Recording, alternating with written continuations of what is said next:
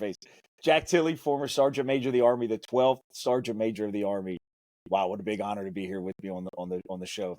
Sergeant Major, thanks for being here. Really appreciate it. Thanks for being here. Well, thanks for inviting me. I always love talking. I think I talked half my life, so I appreciate just having come on the show anyway. Yeah. I was telling you offline that this is really cool for me personally, and I just want to share this with other people that when I was on active duty in 2000, I think it was 2000, and I was in Korea then. I think that's when you got promoted, right, Sergeant Major? Was that in 2000? Yeah, it was 2000. I took over to Sergeant Major Army in 2000, yeah.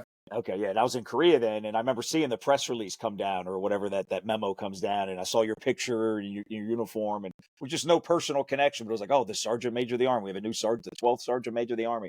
And me being a young soldier trying to be astute with, military tradition and history, I just thought it was so cool. And to be here now, having a podcast with you is it's really cool. So thanks for being here. Well, what's really funny is when I was a Sergeant 5, I didn't care who was a Sergeant Major of the Army was. Well, because they don't affect me. True. My staff sergeant or sergeant first class or first sergeant affects me. So, I mean, it's a good picture to look at, but you figure out, first of all, I never wanted to be the Sergeant Major of the Army. I just always wanted to be just a good soldier. Hopefully I made that part, but who knows? Yeah. So what got you to Sergeant Major of the Army? Like what, obviously all that experience at that time, and was the position available? Was somebody kind of mentoring you? Like how do good men find those high level leadership roles? Like how did that come? Well, anybody, you can compete. What they do is they send a list. They send a letter out and said, anybody that wants to compete for this position. To be honest with you, probably people in 2-star or above compete for them, and really. I think guys probably in a 3 or 4-star level are the ones that really are more competitive. So you probably have about 15 people that are competitive. And what happens is you submit your packet and then you go to a board. And this is sort of neat. You go to a board and they give you a time to appear in front of a board. In front of the board, there's a 3-star general, a couple of 2 stars, if I get it right, and a Sergeant Major of the Army, and there may be one more person in there. Sergeant Major of the Army doesn't ask any questions. He just sits there and sort of helps the board. They don't tell you what questions they're going to ask you. You just come in there and sit down, and they just start asking you questions. And you can't talk to anybody that comes out, can't talk to anybody that goes in. So what happens is you go in and sit down. They ask you a series of questions. I think I was probably in there about 35 or 40 minutes. Go back to my hotel. And then once I went back to the hotel, you wait for a phone call, and they'll say, hey, you've been nominated to go to the next level, which would go see the Chief of Staff of the Army. Or, hey, thanks a lot for your, appearing for the board. Unfortunately, you haven't been accepted, and have a great day. And you see them going out and getting a taxi cab and leaving. But they called me and said, hey, you've been accepted. And I think there were 6 of us. And so I went to the Pentagon late that afternoon. And you sit in a big conference room. The chief comes in, says a few words, goes back to his office. And then one at a time, you go in there and start talking to the Chief of Staff of the Army. And when I went in, I sit down and I said, sir, after we start talking out in the discussion, I said, sir, I'm going to help you sell transformation to the United States Army. He says, I'm sorry, Major, you don't need to do that. Yes, I do. I need to help you sell transformation. And we talked about that for a long time, transformation, all that stuff. Long story, so I'll try to make it short. So then I went back to the conference room. They had 2 more people who went in. And then probably half an hour after that, I was sitting on one side, and all these other 4 or 5 guys were on the other side. And the chief comes in, and he says, first of all, let me thank all of you for, participating to, or being selected to compete for the Sergeant Major of the Army. And every time he said Sergeant Major of the Army, he actually looked at me. And I thought, well, that's a little weird, but that's me. I'm just thinking that way. But they didn't tell you. So he thanks us all. We all left, went back home. And so I told my boss when I got back, I said, hey, look, I don't think I was selected. I think there's a lot more qualified people there than me. And so I'm going to be around with you for a little bit longer anyway. So that's good. So we sort of chit-chatted. And I think it was about 3 weeks later, they called me and says, hey, you was nominated, or you were selected to be a Sergeant Major of the Army, but you can't tell anybody. Oh, wow. Yeah. How long did you have to keep that? Yeah, you got to keep it quiet. And you're saying, shit, I can't. I'll tell you one more thing, too, is during that period of time, I went to a conference. And when I got in the conference, I was sitting at the end of the table because I was a CENTCOM Sergeant Major. And they all started talking, and I'd bring up a lot of points. I say, hey, look, guys, have you considered this or you considered that? And they say, oh, no. They'd listen to me, but then they'd go on like, okay, we got you, but we're probably not going to do that. So, so that evening, they announced that I was a sergeant major of the Army. So the next day I came to the conference, into that conference. They had a seat for me right in the middle of the table, and everything I said, I was the smartest guy in the room. Of course, of course. But You get but I hadn't changed a bit. But it was really sort of funny. So I mean, That's funny. it was nice having that job, and I thought I tried to do the best I could while I was there. But only the people that are working with you can tell you whether or not Yeah. you accomplished anything. Why do you think? Have you thought about in all these years looking back on, like, why do you think out of that population of candidates, like, why you were selected? Yeah, I have. I think I communicate with people pretty well. I'm a good listener, good communicator. I think I'm a good communicator. I like being active with people. I like working with people. If I say something, I'm going to do it. I had a pretty good reputation. I was a division for 5.5 years, and a 3-star for about 8 months, and a 4-star for about 3.5 years. So I had a lot of experience. I deployed a lot. I think I had, at the period of time, I'd been to Vietnam and had a lot of experience in combat. I wouldn't say a lot of experience, but I had my time in combat. I was overran once, 20 wounded and 7 killed, but I just had a lot of experience, and I was probably one of the last sergeant majors that I went at every level. I went, battalion, brigade, division, 3-star, 4-star level. So I didn't skip a level. So I had quite a bit of experience on that. Wow. Yeah, that's awesome. You don't see that much anymore. And I feel like those are the best leaders when they sit in every role, they've worn every hat. And so when they get to that next role, it's not from a position of I've read this, it's I've done this. I've been in this role and I know what it's like. Well, What was that like? okay, I think Yeah. the other thing is some people want to be the sergeant major of the Army for the wrong reasons. I really didn't want to be the sergeant major of the Army. And I'll tell you this story. They called me and asked me if I'd put my name in when I was CENTCOM sergeant major. I wanted to work for USAA. And I was talking to this guy about, I'm going to retire and do all this other stuff. And Larry Strickland, which got killed in the Pentagon, called me, says, "Hey, are you going to submit a packet for the sergeant major of the Army?" I says, "No, not really, because there's a lot younger guys that are in there. They'll probably do a better job than me. I'm working on retiring and work for USAA." He said, "Okay, that's fine." Click, hung up. The next day, the current sergeant major of the Army, Bob Hall, called me. He says, "Hey, look, are you going to put your packet in for the sergeant major of the Army?" And I said, "Well, sergeant major, if you're asking me to do that, I'll certainly do it because I owe the Army a lot." He said, "Okay, that's good. I want you to put it in." I said, "Okay, well, Sergeant Major, I'll get a packet and I'll submit my packet." He said, "Okay, but don't worry." I said, "Don't worry." He said, "Don't worry. They'll never hire your ass anyway, so don't worry about it." So I guess he was just trying to gouge me a little bit. Wow, wow. It's funny you say that. And I've experienced that. Some of the best leaders I've been around were always kind of reluctant for the role, but they recognize that in this moment, this has to get done. And man, if no one else is going to do this, I'm going to step up and do it. And I've always admired that because I've also been around leaders that were highly ambitious and they're really going after that role. And sometimes you kind of make some enemies along the way. So I've always found the intentionality of wanting to do the job is probably one of the most important things of being a leader. You can have all the training and glitz and glamour, but if you don't care enough to do the job. So I think about you, and it's like you're getting ready to retire, and the sergeant major of the Army asks you to put your packet in, and you said you owe a lot to the Army. Like, where does that come from? That you're feeling that you. I was a terrible kid. I was, in fact, I spent about 9 months in reform school when I was a kid. I wasn't a good Oh kid. I was wow. really oh yeah, I was a little shit. And the Army actually, I tell people, it changed my life and it saved my life. Mm. And so I just owe so much to the Army. The other thing I'll tell you about the Army is one of the things I think sometimes people mess up on is sometimes people are so motivated about being promoted to the next level that they're not very good at that level.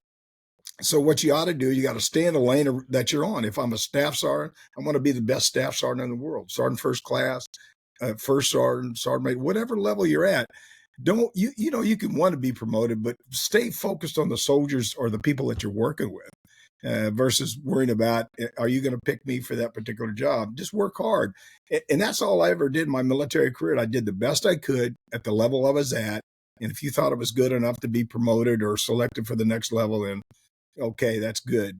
But I wouldn't, when I, in fact, I'll never forget when I was a staff sergeant, these guys around me, I was going to Germany, and somebody said, "You're going to put your packet in to be a sergeant first class." I said, "No, I'm not qualified. I need to go out and get in a TONA unit, really get qualified, and make sure I'm squared away." And I went to Germany and got into a unit. And once I got in the unit, I said, "Wait a minute, I'm just as good as some of these other guys." So I put my packet in, and then that year I got selected for sergeant first class.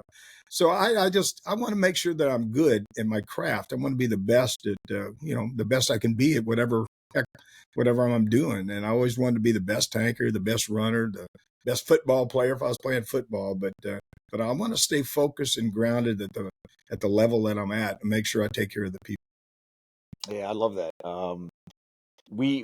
You're right. We chase, and I think about my experiences. I definitely chase promotions or chase things because you have to be in this role for 18 months before you qualify for the promotion. And then 18 months, you're setting your packet and say, well, hold on, maybe I'm not ready, or maybe I need more experience in this role. And you bring up a great point. Like you made it to the highest level of the enlisted corps by having this mindset of just owning and mastering this craft and let it take you where it takes you. And you can still get to Sergeant Major of the Army without being, beaten the head over ambitious. And I appreciate those lessons for younger people. Well, the other thing is most people that retire to sergeant first class. Doesn't mean, I mean, there's a lot of sergeant first class I think could have been a sergeant major of the Army or first or whatever, but they're in that kind of MOS that their advancement is sort of, it's really tough to be promoted. Yeah. The other thing is it's important to remember, never forget where you came from. Sometimes I used to tell people that when you get promoted, your head swells up. Right. Every time you get promoted, your head swells up, and then you realize that you have a boss, somebody that's in charge. Stay focused, stay grounded, and just stay focused and work with people and talk to people. Don't talk down to people because you're no better than they are. I just think it's important to be who you are, not who you think you want to be. And that's always what I try to do. And really, the other thing is, I always tell people, there's nobody. There's a lot of people as good as I am, but there's nobody better. I'm just as good as anybody else. And if I elect to try to do something that you're doing, maybe I can do it. Maybe hopefully I can do it just as good. I think it's really important too. Is I'm probably rambling on here a little bit, but I love it. But, I love it. But before I get to a unit, people talk about soldiers and units, all that stuff. And I'd listen to all the things they had to say, but I'd make my own decision about whether or not they was, good or bad or not good units. And people will talk about a particular person that's not a good soldier, male or female. And I said, well, I appreciate that, but I judge myself, and I'd never judge or prejudge anybody. I just judge you on your actions when I got around you. And then I think just because you don't like me for some particular reason, I'm not going to be that way. I'm going to judge you on what you're doing. Man, I love that because that really speaks to where we're at in society now. I think, Jack, is people. How many people hate other people or dislike other people because they're told to dislike somebody else? You can listen. You can listen to things that people say because there's people. I think I'm a pretty good guy, but there's people who talk bad about me, and I understand that. I always say you can say whatever you want to as long as you don't say it to my face. Yeah, but you can say that too. I'm too old to be hitting anybody now. But the fact of the matter is, people sometimes just want to make you angry about something. And I don't want to be angry. I want to enjoy my years of life. And I want to be, I want to be around people that have a positive attitude. I don't want to get around people that that talk negative and hate the world and hate this and hate that. I'll go somewhere else and complain to somebody else. I don't want to hear that stuff. But that brings us all down. Yeah. Well, it does. And people can pull you down. I mean, I've been around people before that pull you down. I tell this story to a lot of people. I had a platoon when I was a staff sergeant, and they screwed up. And I come up, I was saying a lot of really bad stuff to them. I was yelling at them and doing all sorts of stuff. And when I finished, I walked around the back of the formation, and this other platoon sergeant said, "Man, I don't know how you get away from talking to those guys like that." I said, "Because they trust me. They know that I'll take care of them. If they screw up, they know I'll chew their butt a little bit, but I'll forget about it. The next, like 2 seconds later, it's over. You screwed up. Don't do it no more. I'll see you later," and move on. I've never held a grudge to anybody. If you make a mistake, and because that's your job to correct that individual. Right, right. That's what you're paying me to do, or whatever. So, and so that's why you got to think now in our profession. When you raise your hand and said, "I'll protect and defend the Constitution of the United States," that really, to me, it means two things. One is I'm willing to die for my freedoms or for your freedoms, and the second thing is I'm willing to take somebody's life for our freedoms. And there can't be no second best in that. I don't want to be second best at anything. I want to be the best that I can be with whatever I'm doing. Yeah, wow.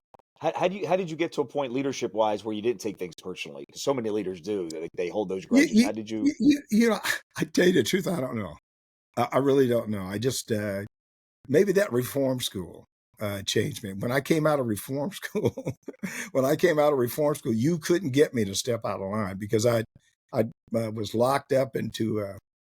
I'll never forget they locked me up. I never had smoked, but I wanted to find out what the pokey felt like. They called it the pokey when I was a little kid. I think I was only about 13 or 14 years old. Probably the best thing that ever happened to me. So I rubbed a cigarette butt on me. I've never smoked. Rubbed a cigarette butt in my hands, and they smelled it. They put me in confinement, and I was in a small. It was probably about 6x6.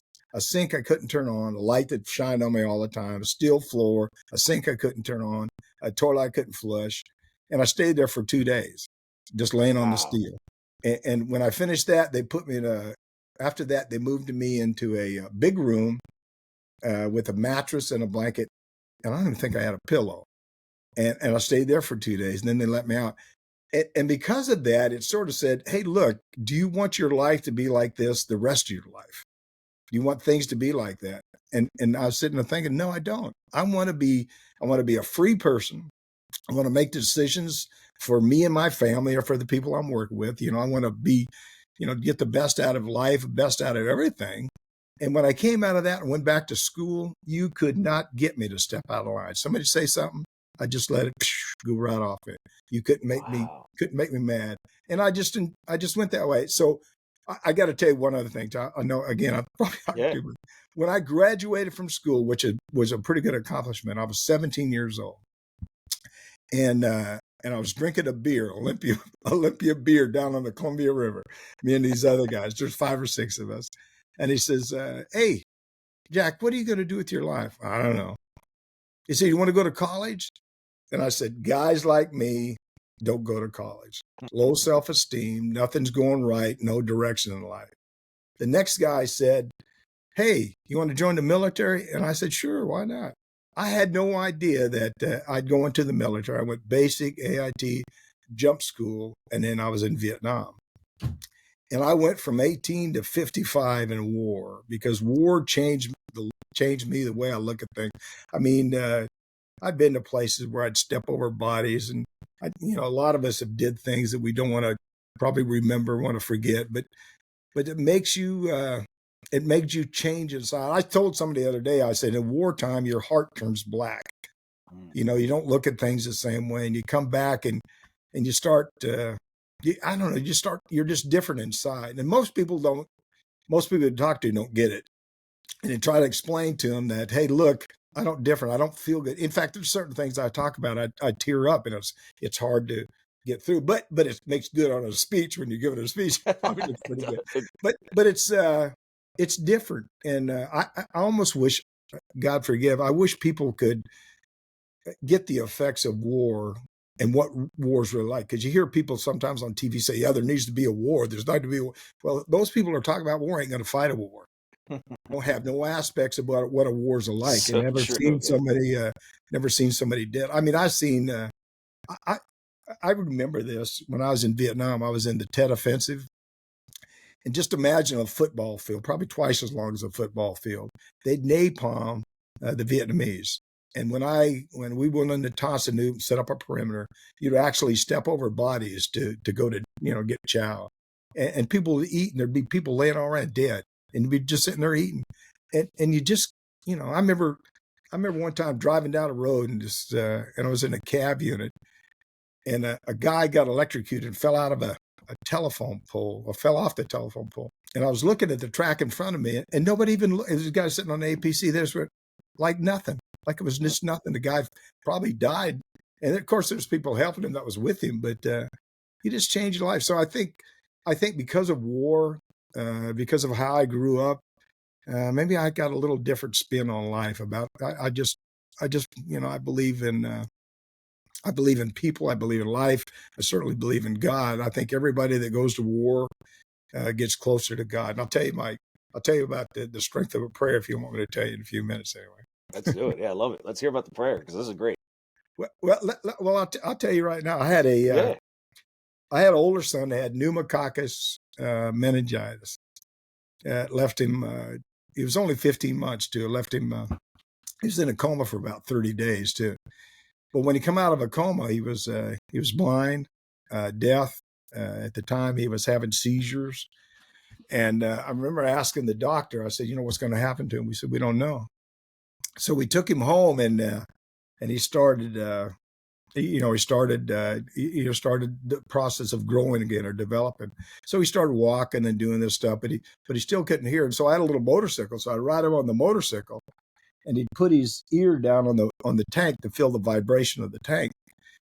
And so I said, "Wow, he can hear." So we got him body aids and all that stuff, but he was still having the seizures. And so, they gave him medication. My wife always thinks I'm crazy, but they gave him medications and about telling the story, but gave him medications about, I think he had like 3 or 4 different kinds of medication, but they really couldn't control the seizures. The other thing I'll tell you is I always thought that he would die by the time he was 7 or 8 years old. I didn't think his life on this earth would last too much longer. And so I just kept soldiering away. I kept doing my job, and my wife kept taking care of my son. And I went to Fort Lewis, Washington, and we had to go to Tank Gunnery. So I went to Tank Gunnery, and my wife called me. She said, "Hey, you got to come home." I said, "What's wrong?" She said, "Brian's sick again." So, at the time, he could hear out of his left ear, but he was still having the seizures, and they really couldn't control the seizures. And so I went home, and I went in and seen the doctor. I said, "Hey, doc, I went to, what was it, Madigan Hospital up in Fort Lewis." I went to Madigan Hospital. I said, "Hey, doc, what's going to happen?" He said, "We don't know." And now at the time, he was having all those seizures. He was on all this medication. And so I went into a small annex, and I got down on my hands and knees, and I just, and I said, "God, either let him live or let him die. It's not fair. It's not fair that he has to live like this." And so, everybody, I don't care who you are, when you go to war, I've said it a lot of times, "Get me out of here. God, if you just get me out of here, I'll never do it again." So anyway, I said, "God, either let him live or let him die." And so the next day, there wasn't nothing wrong. Oh, yeah. The seizures had stopped. He woke up. There was nothing wrong. So anyway, Wow. you can tell me, you can Wait, tell me anything you want to tell me. so it ended, like his disorder ended that day? No, his seizures stopped. Now they did Okay. come back, but they wasn't about, they control them after medication now. But that particular Wow. time, everything sort of shaped up and stopped. And Wow. so was It's like your prayer was answered. It's like it's oh, absolutely, absolutely. So whew. I always tell people, if you believe strong enough in life, in God, in yourself, it'll happen. But you got to believe. And that's why I go back to saying what I was saying before. I don't want to be around negative people. I want to be around positive people. I want to believe in life. I want to believe in God. I want to believe that every person on this earth can do the best they can. Yeah. And you need to do it. But don't worry about things you can't affect. I mean, others, I can't I can't affect my neighbor cutting his grass. I can probably go out and bitch at him a little bit, but he's got to make that decision. So just stay in your lane of responsibility and work on those things that are going to be good for you and your family. And as your responsibility grows, then you have a wider range. You know, as a sergeant major army, I always tell people I was a senior guy for 1.3 million people. And I was proud of that. But, you know, when I walked out and took my uniform off, then it was just me, my wife, and my kids. So, but, you know, stay in your lane, do the best you can, and try to help just as many people as you can. Yeah, I love that. Stay in your lane. That's a life lesson for a younger person out there. You know, in this noisy world we live in, all the distractions, and you should think this and you should think that and do this and do that. It's like, just what am I doing now? Let me double down and focus on it. Learn as much as I can in the moment. That will lead to learning and wisdom and hopefully an opportunity for the next phase. So I Well, think I that's think the great. other thing too is younger adults are affected by special social media. they're affected by it. And they listed a lot of people. And if you don't coach them a lot, you don't talk to them a lot, you let them know. And what we need to do as older adults is answer kids' questions and sort of let them grow. Yeah. I've got like I told you before, I've got 5 great grandbabies. My grandbaby's he's 8 years old now. And when he was in the 2nd grade, he read at his 6th grade level. Every night he Wow. goes to bed, he tries to read a book, read something that his mother used to read. Well, now that same little boy, he's got a brother, Asher, which is about 10 months old. He reads to Asher every night. So it's about That's it's awesome. about coaching, teaching, and developing, but not painting stuff on, not burning the flag, not doing all that stuff. We live in a pretty good country here. We're probably blessed if you've been to all the rest of these countries around the world. Why do you think everybody wants to come to America? Because we're free. Right. We can say what we want to say, but Can you talk about that a little bit, like in your travels around the world? Because I think a lot of young people don't understand. If you grew up here and you never left here, you think the whole world is like this, but it's oh not. no, ooh, Yeah. Lordy no. Yeah. Well, I was looking something up the other day. I heard something on television, and I could be wrong in the number now, but I thought it said 5 billion people worldwide live on $2 or less a Hmm. day. Think about that. I Two believe it. dollars. I believe it. That's Yeah. crazy. Well, But I I mean, believe there's it. a lot of people that struggle, and when you come to America, we try to. That's why everybody's trying to get in the front door because they, hey, geez, you got all this stuff. Yeah. The only thing about that is you got to control it a little bit. You It's got to got to be control who organized. comes in and who doesn't Yeah. come in because now we're sort of in a place now in this country we don't know who's in this country, and there's a lot of bad people in this country now. We've screwed up. They've been here for a long time, Hmm. but now we need to do something about it. We need to make sure that we have some better checks and balances here a little bit. Yeah. We live in a society. You're right about this, where it's like a zero sum personalities. Like everybody has. Like it's either one way or not another. You can still be for immigration. Like I think this country was built on immigrants. Oh, So absolutely. absolutely. Yeah, yeah. But you can also, at the same time, without being hateful, be honest and say there has to be organized. There has to be a method to do this. You can't just say, "Come on in, come on in." There has to be, a lot of Well, checks and balances. you can't you can't if you bring just a surge of people, whether or not it's 13 or 14 or 20 million people, you don't have the infrastructure to help them. Right, But right. if you take little small bites and pieces of them, some come in, control them, not control them. Well, yeah, control them, sort of, guide them a little bit, put them in the right schools, help them develop, and so they can have or live that dream they want to live. But if you have masses that come on, what you do is you hurt everybody else in the long run. So it's not Right. about we don't want other people to come in. Sure, you come in, but let us control it a little bit Yeah, because there's some people that we don't want in this country because they have that, and then, yeah. talk about the 5 billion that live on $2 or less. There's a lot of people around the world that hate us for, I don't know. Sometimes I can't figure out why, but I think they hate us because we're doing so good.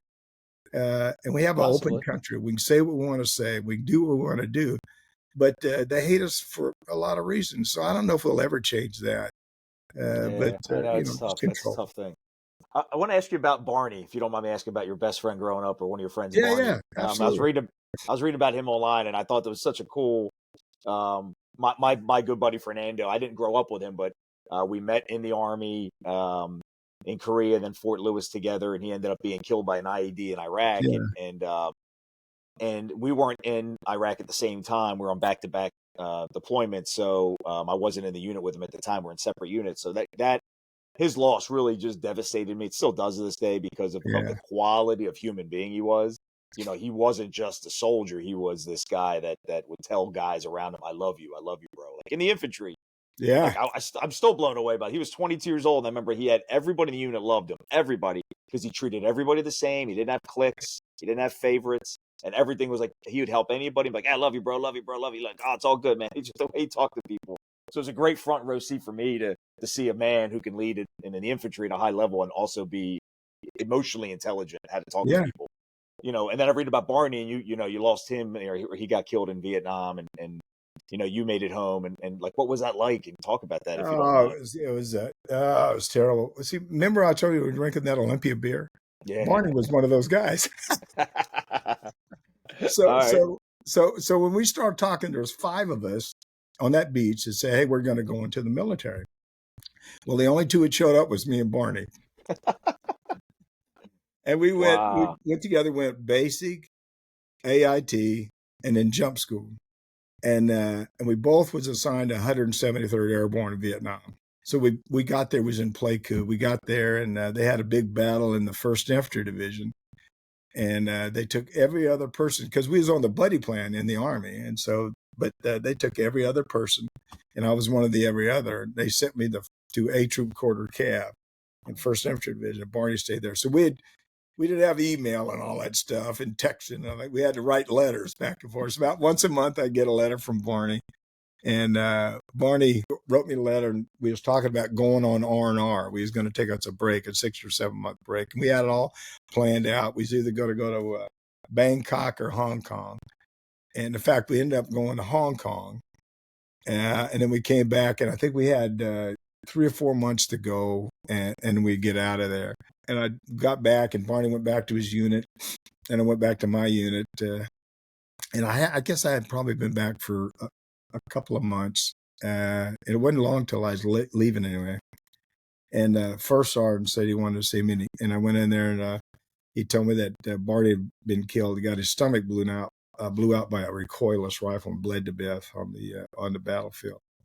So I was his body escort coming home. His parents requested that I bring him home, and so I did. That's the absolute toughest job I've ever had in my life. And I remember, every time they moved the casket, I'd stand and salute the casket. But I remember going in the funeral home, and his parents came in there, and before anybody else, of course.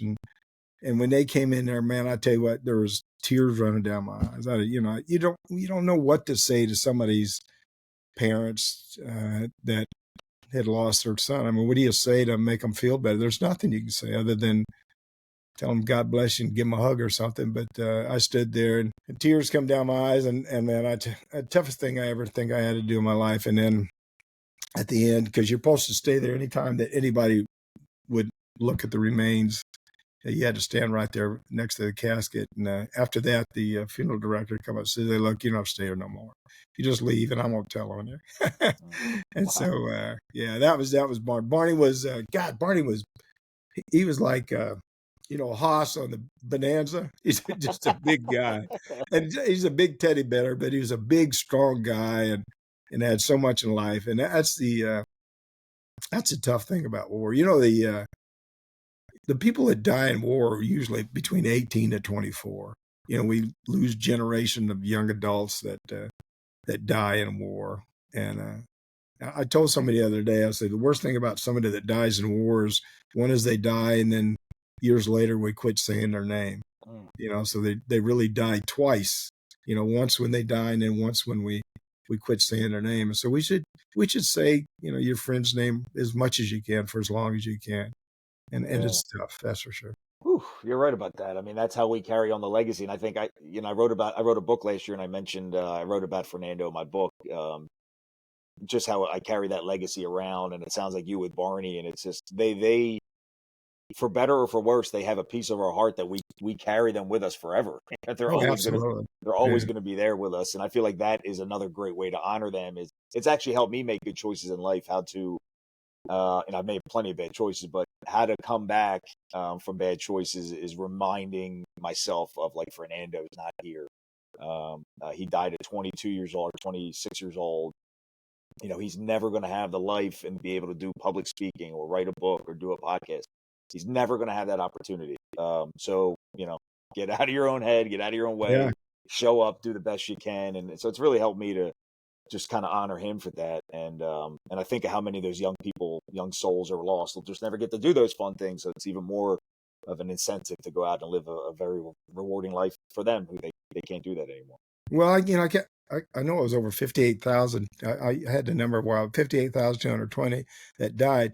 But the ones, and that's terrible. I mean, we hate losing people in war, but the ones that I guess I sometimes really feel sorry for is the ones that are wounded that come back, that either, blind or lose a limb or whatever. And most of them, get through it. And then I worry about them. And then the other thing is, I don't know if you know this or not, on our podcast, I talk about it every once in a while. We had somebody on the show here, on our show, that told me that there's 200,000 veterans that are incarcerated in our country Hmm. at the federal, state, and local level. I didn't know that. I didn't know And that. then That doesn't shock me. oh yeah, well, it's because they don't transition back into society. Remember we Yeah, talked about raise, support, and event. Well, it's a heck of an adjustment going back into the civilian sector, and it's tough for a lot of people. And then the other thing is, it is tough. the numbers probably changed. 86,000 are homeless. Here's the number that really drives me crazy. There's more than at the time. This number's probably changed. I'm sure at the time I checked, which is a few months ago, was there was more than 139,000 veterans have taken their life by suicide. Mm.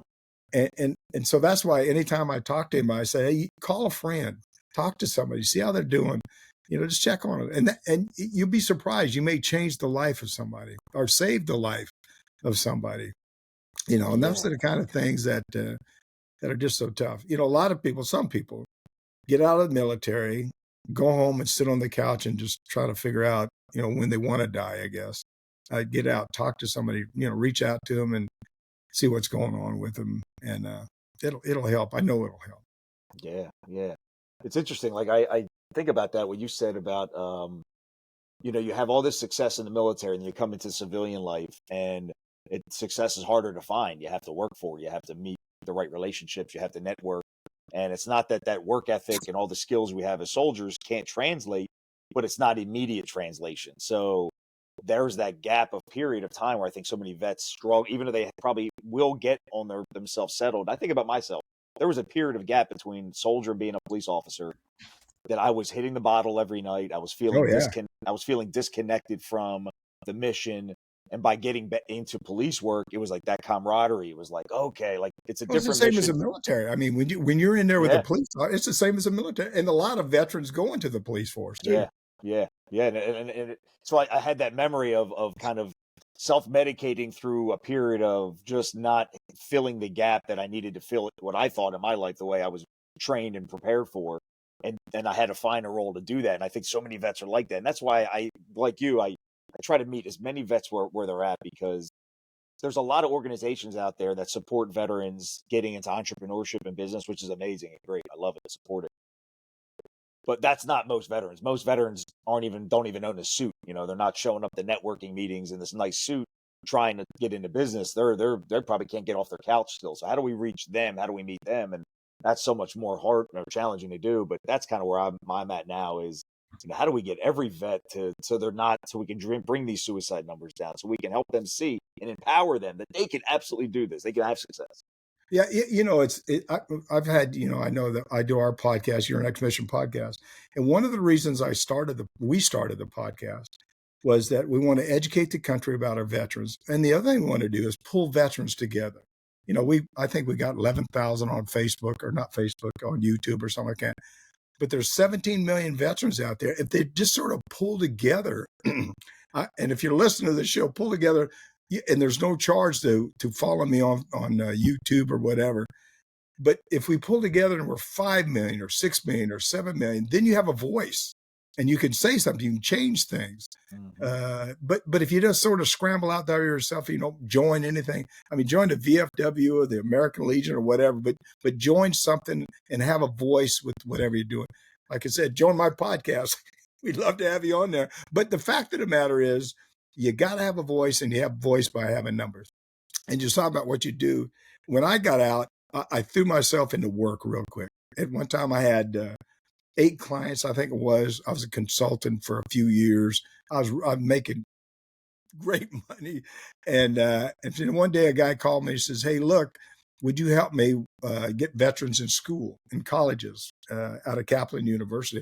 So I said, sure. So I went down and ended up hiring 4 guys, got a contract, opened up a small company, already had a small company. And I went from there to another. So now I got 10 employees, small company, all retired sergeant major, one first sergeant, and one lady that's a Korean lady, which is the accountant, and then one admin person. But we focus on putting veterans to work. But you got to have a group that you talk to, veterans. But don't be by yourself. Don't sit by yourself. Realize that you can make things happen. And you're really right when you're talking about drinking or drugs or whatever.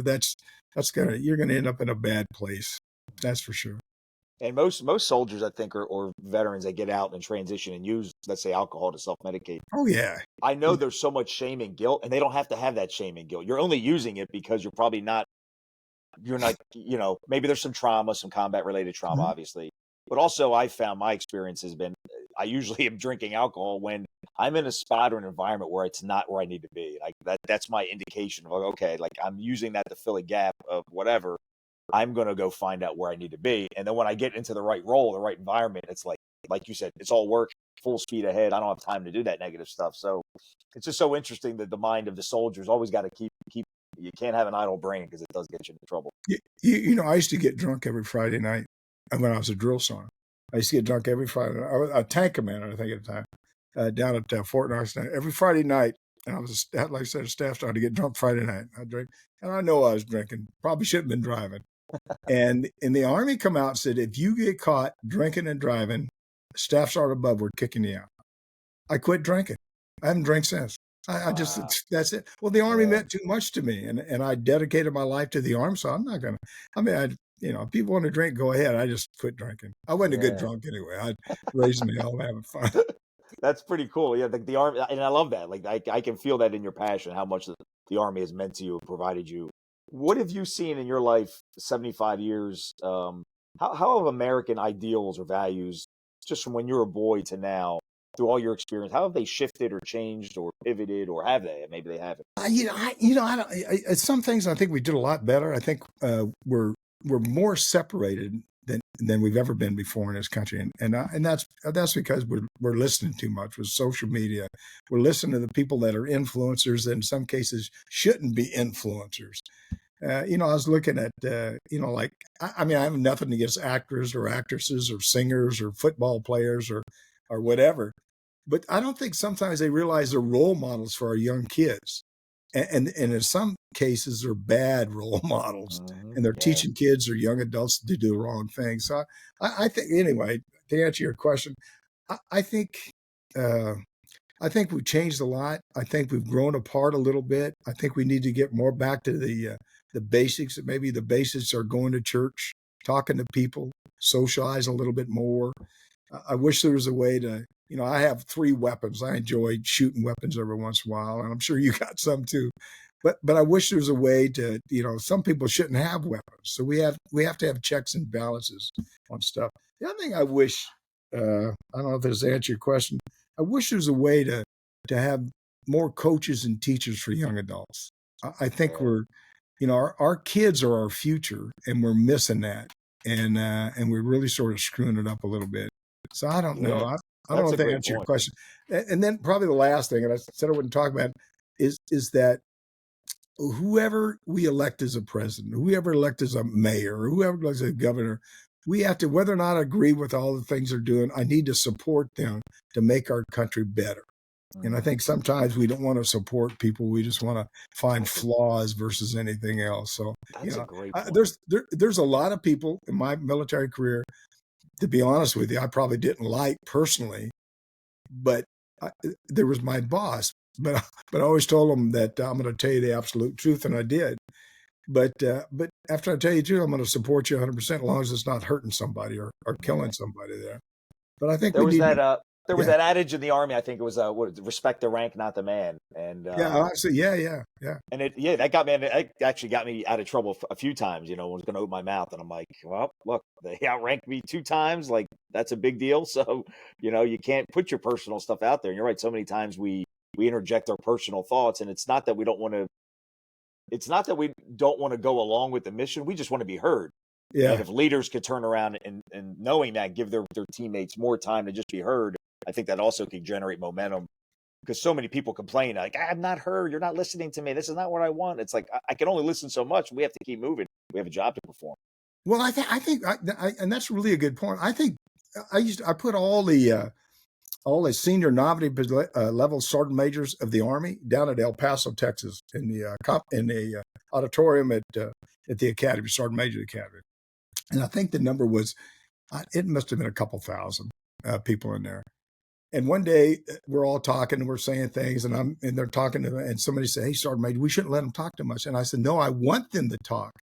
Right? I want them to say what they want to say because at the end of this, We're going to have 3 or 4 things that we're going to collectively agree to focus on for a year. And that's what we did. We broke down into small groups and we found issues that we had. We came back, compiled the issues, and then we sort of cut it down. So we had the top 3.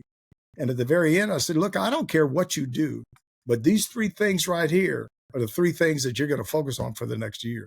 Now, you may have another 55 that you want to work on.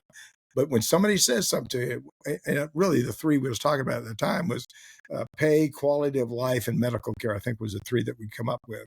Wow. And because of the pay now, during the time I was sergeant major in the Army, we got about a 25% pay raise, during that period of time. We worked on medical care. We increased the education. So if you're running all over the map, what's the 1 or 2 things that you want to really accomplish? And I think just like again, not wanting to talk about politicians, just like our politicians, though, is that tell me the 1, 2, 3 things that you're going to accomplish and let me see you accomplish them. Don't keep saying I'm going to do this and you don't do that. And then, how do you want my vote? I want you to say, I'm going to do this. I'm going to do this and I'm going to do that. And then I want you to see you do it. And sometimes people, they just talk shit and they don't do it. No, you're right about that. Have you run into a situation, maybe just in your personal life, where maybe you're going to vote for a particular candidate, and you notice that they didn't do something that maybe it caught you off guard, that they didn't do something they said they were going to do, and even though you would have voted for them, that maybe changed your outlook? Is like, wait a second, you didn't do what you said you were going to do. Yeah. Well, the other thing is because I used to testify in front of Congress about once or twice a year, I know how difficult it is to accomplish things. So you may say something, hey, look, I'm going to work on it, and not be able to accomplish it. And I'll give you a great example. When I took over as Sergeant Major of the Army, Bob Hall was working on targeted pay. And he told me, he said, look, I've set the stage for this, but I couldn't get it over the hump. Now it's yours. You got to try to get this done. And I was fortunate enough I could get it done. But people that set the stage, there's not enough crosstalk with the people that are coming in. So you stay in there for 4 years or 6 years or whatever the heck you stay in there, and you don't pass that information on to the next person, they restart the wheel. They start it all over again. Well, I got a great idea. And we waste millions of dollars of starting all over from scratch. I just state whatever's going on, build on it, improve on it, make it better and better and better. Don't start to say, come in your different ideas. I mean, you have some ideas, you can improve what we're doing, but, Right. It's like when you look at Social Security and medical care, hospitals, or whatever the heck you're looking at, we have a pretty good system in place. How do we continue to improve on that? Yeah. With technology, better equipment, better insights, better ideas, I guess. But you just need to improve on what we have. Do you think we got to a point in society where somebody could create an advancement or a policy or an initiative, just like you're talking about, get it to the 5-yard line? Let's say I do it, and then I give it over to you, and then you're saying to myself, well, I have a better idea for this, and plus Chad's going to get a lot of the credit because he started it. Like, do you think we got to a point in society where instead of just doing what's right, we now have to do who is right? Or because I wasn't the one who came up with that idea, I'm going to restart it with this idea, and then, like you said, kind of regenerate, spend more money. When really, at the end of the day, if we just everybody work together, it's not about who gets the credit. We can save time and money and create impact for people by just, like you said, hey, I got it to the 5-yard line. I'm going to finish it. And then I'm going to start something that I'm not going to be able to finish. And then Jack's going to take over and he's going to finish it. I just think it's a great way to work. And I wish we could get there as elected officials to work together like that. I'd like to be naive and say, no, they don't. But I think people do that. Yeah. I think they want to. Remember I talked about your head swelling up? I think there's a lot of people that are, hey, look at me. Look at all the good things I'm doing. If you want to be a good leader, don't, somebody comes up with a good idea. Hey, thanks a lot. This is Jones' idea. We're going to implement the program. But it was, his idea or her idea. Give them credit. I want them to keep coming back and giving me information. And so if you're that naive that you want to take credit for everything, you're not a very good leader. You're just there just trying to make money. And, no. One of the things, I don't know how I figured it out. One of the things I think was one of my strengths in life is that I'm not foolish enough to think that I have all the great ideas. I said I had a small company. When I get on the phone and we have a conference call, they'll say, hey, boss. I say, hey, no, you can call me boss you want, but we're all in this stuff together. There's not one person that has a right idea. I don't have. If you got a better idea, tell me what it is. And I let them talk, say what they want to say. And at the end of the day now, because I just say, okay, I got it. Here's what we're going to do. I know some of you are going to disagree, but this is what we got to do. But you got to make sure that you listen to what people are saying. If you want to be a good leader, be a good listener and be a good communicator. Listen to what people have to say around you. And the other thing, I was reading an article the other day. It says 90% of leadership is just being there, letting people see you. Don't say, go do this, Jones, and you're sitting behind the desk. Get out and go with the people out there. I want you to, go ahead. What leadership principles do you think less experienced leaders get wrong? Because you're making me think about maybe they're intending to do the right thing, or maybe they read in a book or some in a leader that they maybe wasn't the one to follow. They're doing what they're doing. Like, what are some of the things you've noticed from less experienced leaders that if they could learn this sooner or quicker, they might be more successful in their role? I think, like I said before, is good communications and be a good listener, right? I think the other thing is focusing on the small things and don't get ahead of yourself. Just sort of stay on that level that you're at and just sort of move up slowly, if that makes sense. And then the other thing, this is really pretty small. Lead by example. We tell people that all the time. I had a couple of guys one time when I was a platoon sergeant in Germany that when I took a leave, I hadn't taken a leave, so I took 4 or 5 days out and I put on them in charge. Well, when I came back, these two guys were drinking coffee and making the platoon work. They was in their shop drinking coffee. I tell them what to do, and they go sit down. And I talked to them and said, man, how can you do that? That's the wrong thing to do. And so I never took another leave with those guys there. But the fact of the matter is, I used to get my platoon in front of me, and you started at a very young age. But I get my platoon in front of me. I'd say, look, guys, here's what we're going to do for the day in motor stables. I want you to do this, this, this, this, and anything else you got to do. See you later. And I'd go take care of my vehicle. And then I'd work on my vehicle for maybe an hour or so, walk around and say, hey, guys, you doing okay? And if you got a problem, come tell me. So leading by example, I think, is one of the biggest traits. The other thing is same as PT. It may be something small, but how can you tell people to, run out and do PT and you're not doing it with them? Remember I told you about that nominative conference? Yeah. I had the second nominative conference I had, I weighed in all the sergeant majors. Weighed them all in. And if they didn't make the standard, I try to do something else. But we weighed them all in. A couple of them didn't show up. And 4 of them showed up. And all the rest of them showed up. 4 of them were overweight. 3 of them met the weight the following day. They taped out or something. And the one guy that never met the weight, I never seen him again. Wow. Yeah. So I think I'm into, if I'm gonna tell you to do something, I'm gonna do the same thing. I'm gonna work with you. I'm gonna do the best I can. Now, can I outrun you? Nope. But can I run as fast as I can? If I'm gonna shoot a weapon, I'm gonna tell you, hey guys, we're gonna shoot a weapon, but I'm also gonna shoot the weapon. Yeah. When I was a division sergeant major in Germany, the 1st Armored Division, we had all the guys that were qualifying with a weapon. I went up there one day and I said, man, these guys are really shooting good. I looked at them and I said, where's their body armor at? Well, they have it on. If they had the body armor on, they won't shoot good. Wait a minute. No. You got to wear your body armor. I mean, when you go to war, you're going to say, let me take it off so I can shoot. So I said, hey, I made it a division policy. You qualify the weapon, you'll wear your body armor on. Oh, boy, people are bitching and moaning. It's not fair, Sergeant Major. You're affecting their promotion scores and all this stuff. Oh, I said, shit. Man. I said, practice better. I don't give a shit. You're going to wear it. Well, then the scores went down a little bit and didn't take them long to come back up. Exactly. Because they figured out how to do it. So I'm into this train the way you're going to fight stuff. I love train the standard. I love that. That's right. We have I do believe that. And I'm just talking to other military guys, police guys around the country. There is a lot of people complaining about we have just lowered the standards in many institutions to points that at the end of the day, I think as military or law enforcement institutions, our goal is to perform. Our goal is to absolutely. Our goal is to be there. And when you need us to know that we're going to do the right thing and we're going to probably win and be successful in it. we should know that going into it. How do we know that? We train hard ahead of time. We create high standards like we used to do.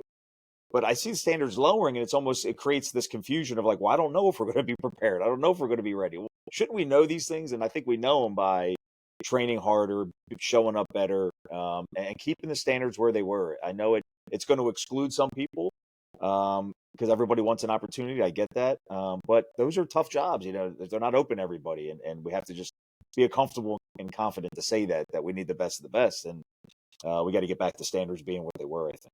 Well, I think war screwed it up a little bit. I think there's a bubble in the military there, and there was a bubble in Vietnam. We went to Vietnam and came out of Vietnam. We had a hell of a problem with the NCO Corps just doing what they're responsible, and it took us years to pull it back in. And I think the same thing happened out of Iraq and Afghanistan.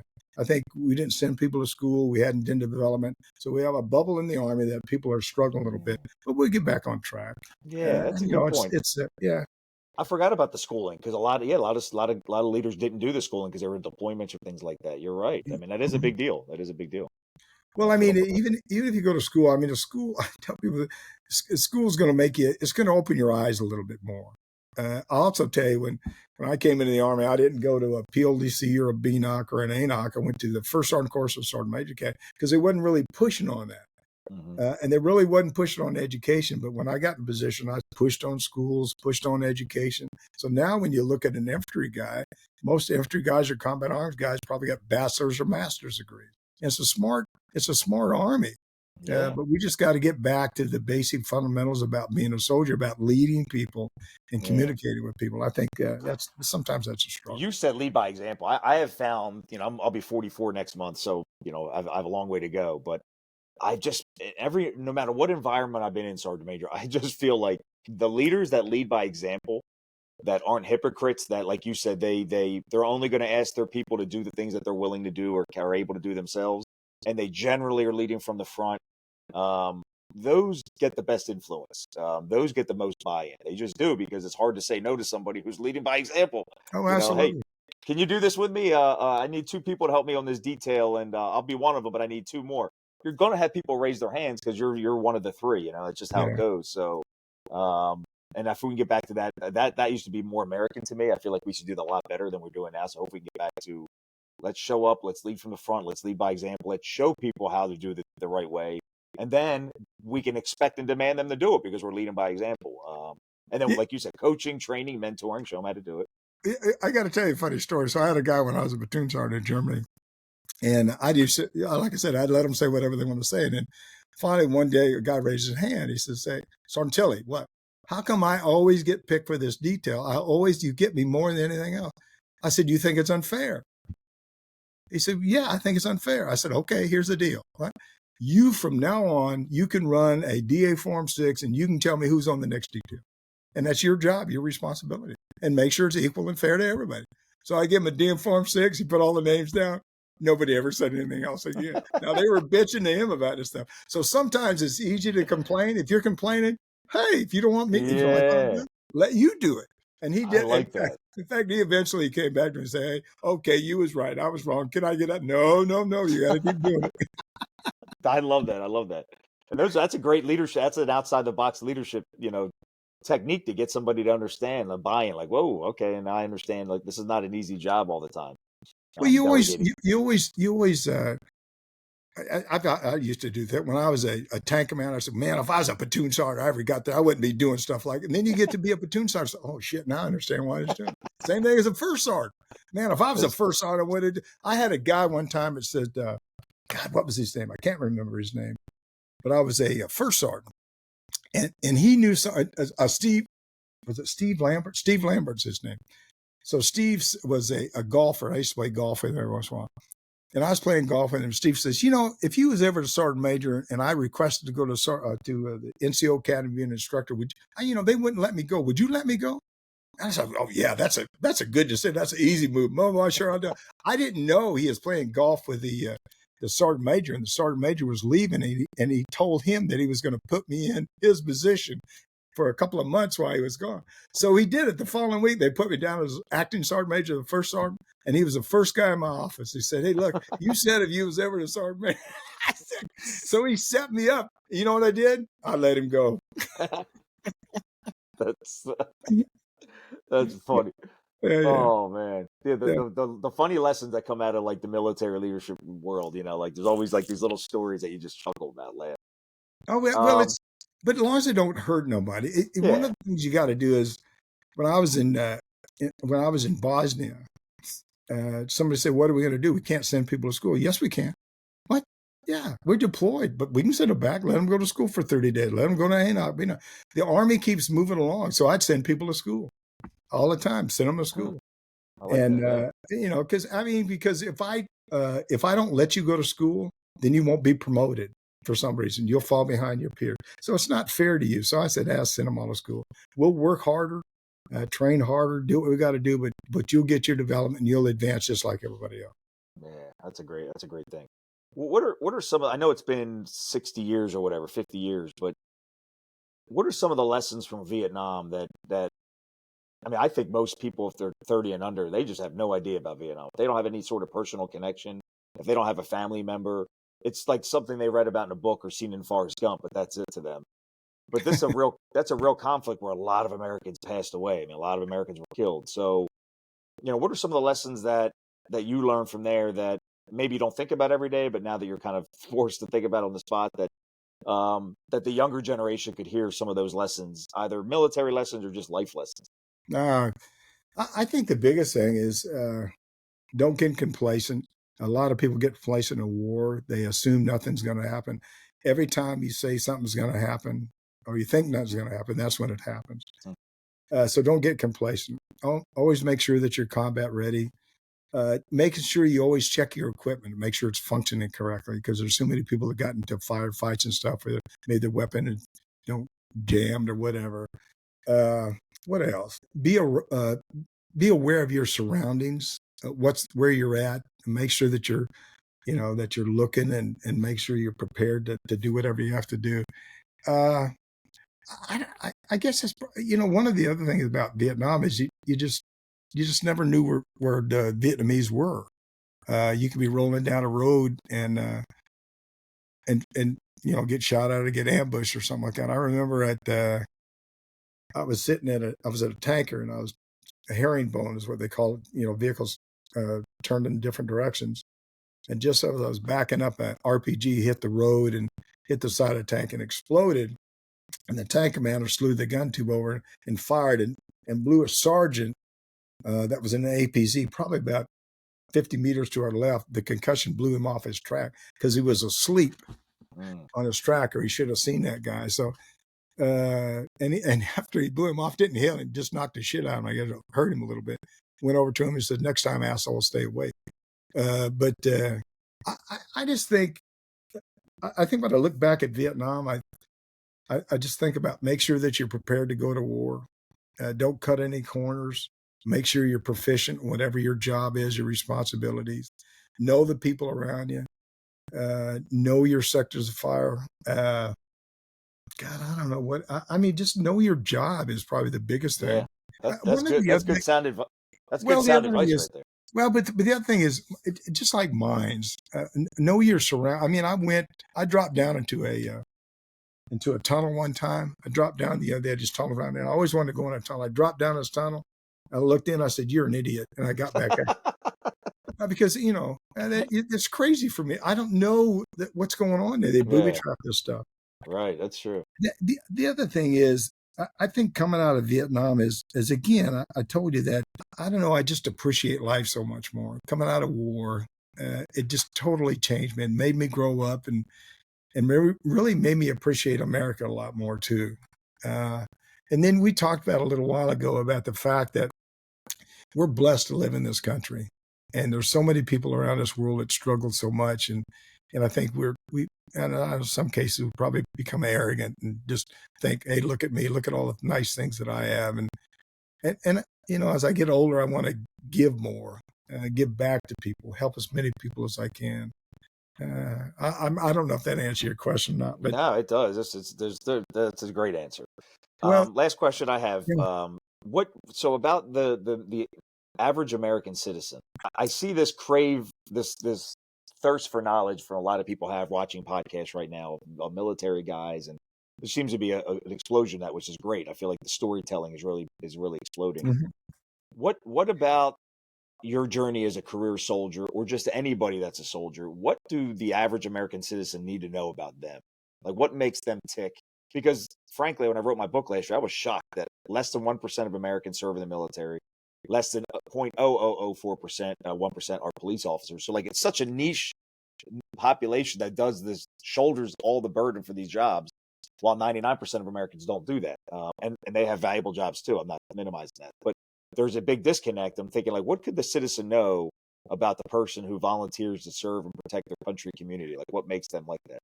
Yeah, well, I think one thing that's got to happen is guys like you and me need to tell our stories. There's a lot of people out there that, remember we talked about, you go home and sit on the couch, don't do anything. Tell your story, put articles out, tell people what war's like, tell people how you've been affected by war. Because, when I came in the Army, and what we were taught is to keep everything to ourselves. Mm. We don't say, we want to see if there's a chink in our armor. So we don't want people to know about the scars we have, but be open about it. Tell the people what war's like. Tell the people what you went through. Tell the people just everything you can about what you did or what you accomplished or what your unit accomplished. And I think that's where our downfall is. People judge, they judge the military, movies, radios, actors, what else? Social media, the papers. Yeah. You have people that haven't even served that are telling you how you should fight a war from behind. Now, there's some guys that get on television that certainly been to war and know about war, but there's a lot of them that get on there and just speculate about, why didn't we attack this, or why didn't we do this, or why are we doing that? They don't know anything about us. They don't know what's going on. So I think we need to educate our country a lot more. I've always thought there should be a national educational channel for veterans, that we just talk about about what veterans go through, about the military goes through. But I Yeah, don't think many people, unless you serve, won't watch it. that's If you true. watch It's it, you we probably, yeah. Yeah, we've created, like, you go to like Israel, Korea. There's other countries too that have mandated military service, so it's become a part of their society and their culture. I wish But we here, would do the same thing. yeah, but We in the never U.S., will. it's like a Yeah, niche. It's like a niche thing. It's like, oh, that's a yeah, military guy. It's like, no, that's all of us. We can all yeah, yeah. have the propensity to serve. Wow, yeah, it's interesting. I mean, because it is the best country in the world, so somebody has to carry that torch. Somebody has to take the baton, and protect this great thing. It doesn't happen naturally. There's a lot of good Americans behind the scenes that make this place safe and prosperous. Well, I think the other thing is, because we've allowed a lot of people that are sort of radicals in this country to get into our country, that are trying to, sort of knock it off balance. And one thing they can't, I mean, I got to admit, when people don't stand for the national anthem, it pisses me off. Hmm. When people burn the American flag, I says, oh, come on, don't, you can disagree with me, but don't burn the flag, Right. man. I mean, I and you too, I'm sure, have seen that flag draped over the casket of a lot of people, and it really bothers me when people do stuff like that. Yeah. You can disagree with me. You can be, disagree all you want with me. But don't do those kind of things. Deface monuments and all that stuff. Yeah. That's all about history. And I Don't think do that's that. where we can come in and fill that gap for the younger generation. Like, my son's almost 15. And Mhm. so I started those conversations with him about, you know, I don't tell a lot of military stories around them, because I'm dad, I just want to keep it dad like. But I'm Well, learning is that, yeah, but you may not, but you may want to have a friend tell some stories. yeah, I know. Well, I'm learning that Because, as they get older, he when I tell something, he pays attention. So now oh I'm like, yeah. I tell my wife, I say, oh, I gotta, like, I gotta frame this in a way that's age appropriate. But I can see him; he's seeing me in a different lens now, and now he's learning through some of the things I share by me just not being dad and actually telling a story of me being downrange, or a mission we were on, or when I was undercover for 3 years buying drugs in communities. Like, those stories, I guess we do have to share, because that's how we help the next generation learn about, like, really what is going on, behind the scenes. I think there should be more veterans that actually go in and give classes to kids in school. Maybe I went and talked to a bunch. These are a bunch of, I think probably fourth or fifth grade or something like that. I went and talked to ninth and 10th grade, and I'm not sure they really understood. I mean, I talked about Vietnam and different stuff, and I'm not sure, but we should do something to educate them more. I also think if they'd let you do it, even to go to colleges and to talk about your experiences in war and what this country is really like. Yeah. Sometimes I think, again, you have people that are teachers that are talking about war and things that's going on that have no earthly idea And about then the. they get a political spin on it too. Oh They get yeah, a yeah, oh yeah, yeah, and it's like, well, let's hold on. You weren't there. Now you're putting your personal feelings on it. oh So yeah, yeah, yeah. So it's yeah. funny. I just took a job 4 weeks ago. So I started my fourth week as a police officer. I went back. I've taken 3 years off, but I'm working now as a full time police officer on nights at the same college I graduated from. And one of the main reasons I did this is what you just said. I want to help illuminate minds. I want them to see the full picture. So I share and talk. I'm not just a police officer there. I try to pull as many as I kids, aside, have just conversations about, hey, how's your life? How's your family? Tell me about where you're from. What's it like back home? Tell me about your struggles or your challenges. I'll share some of mine with you. And that's how we build that connection. I feel like a lot of younger generation, like you said, they sort of feel like they don't have anywhere to turn. Social media has created 1,000 places to turn, and it's created, I still don't have one place I have trusted information or coaching or mentorship. And it's just, yeah, it's we're living in an information world, but having you on like a show like this and breaking down the chapters so I can actually, I'm thinking about this now when you're talking about American ideals and putting this chapter on social media so younger people can watch this and learn from. I mean, like that to me is it's exciting because they can hear from this, guy who's not just this elderly citizen amongst their community, is a 75-year-old guy who served in Vietnam, who was sergeant major of the army. You might just see an older grandfather type guy, but there are people all around you with all these experiences, and if you just keep an eye open and an ear open, you can learn from them, and they're going to help you in your journey. So yeah, I Well, you think that's keep, where we're going. well, but you keep making the same mistake twice. I mean, yeah, it's a great idea, great idea. If somebody said, I can't remember what it was. They say, "Oh, we're going to do this here next year," and I said, "Well, yeah, but we did that 30 years ago." Yeah, Yeah, and that's what happened. It's just a big circle. Somebody comes true. back and says, "Yeah." So there's a That's true. there's a lot of there's a lot of good people out there, like we was talking before. But we have to allow good people to get up and talk, and people need to listen. You get Yeah. all these influencers that talk about the negative stuff and what we're not doing and what we're not. Let's talk about the good things. Let's Hmm. talk about of course, I guess they don't sell newspaper, don't sell Yeah. anything, but But I think people, it might not sell newspapers or get clicks, but I really believe this, Sergeant Major, my heart of hearts, that people respond to hope. People respond to positivity. People respond to inspiration. It might not sell, but getting in the right people with the right community, authentically pushing a message and a narrative, and then leading by example to achieve that message and narrative, and being positive about what this can be, even though acknowledging right now it's hard and this is crappy and this is going to be tough and we have a lot of conflict, but selling that hope and that vision, I really believe is how we get buy-in from most ordinary people. It might not sell in the media, but I think people are looking for, hey, I like this person. I believe in what they say. They're positive. They're providing us an outline, a solution for the future. Yeah, let's give this a shot because the negative way we've been living hasn't been working too well. So I think I, you're right about that. I've got to tell you something here. I should have told you this a long time ago. I started out. Remember, I told you I went to farm school, but for 3.5 years, my mother and father were divorced, and we lived in a duplex, a 1-bedroom duplex, with my mother and sister and me. Well, only one bedroom, one front room, and then a Wow. laundry room. So I actually lived in a laundry room for about 3.5 years. I think it was maybe 2.5 years. But there was 3 shelves I'd put my clothes on, a little vent I looked out of. I put a bed in there with just big enough to come right to the edge of the door, and I'd pick my feet up and swing my feet over and close it. And then I turned out, it was dark as heck in there. But I tell people that story. It's not where you start in life, it's where you finish. And the only thing that stops you is you. And like I said before, there's a lot of people as good and nobody better. And so you're saying, well, he's got it and I don't. Well, I can have it. I can do whatever I want to do. I can be whoever I want to be. But sometimes we're worried about, oh, no, that's not fair. He can run faster. I don't care if he can run faster. I can spell quicker or something. I don't know. But there's good things. God put us on this earth, and we have certain, he didn't say everybody's out there. You're not going to have any good calling. Everybody have something good. Find it. Don't hold back. Do the best you can. and get the most out of life. Don't like I said, don't dwell on the negative, dwell on the positive. Look for the good Yeah. things. I love it. Sergeant Major of the Army. It's amazing.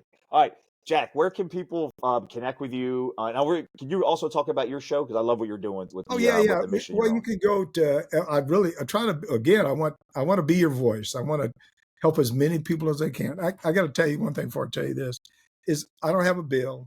I don't have no problem. I mean, I'm set in life. Life has been good to me. I've been blessed in life, so I'm in a good place in life, and I help my grandkids out, buy them stuff all the time. So I've been really good. But I want to help as many people as I can, and so you can go to all of the platforms, but our foundation is the American Freedom Foundation. We also have a show called Your Next Mission. And you can call 844-424-1134 or email me at smatilley@yournextmission.org. And it's free. Veterans like free stuff. So I'm really trying to build up YouTube. So go to YouTube, click on subscribe.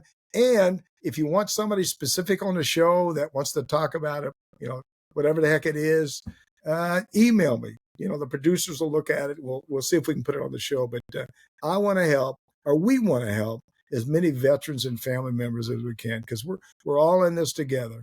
And no matter if you're a general or a private, we're all going to get through this together. And so that's what I'll do for at least for the next, hopefully 3 or 4 more years. We've been able to give away, I think, somewhere around $13 or $14 million. I think it is, maybe a little Wow. bit less.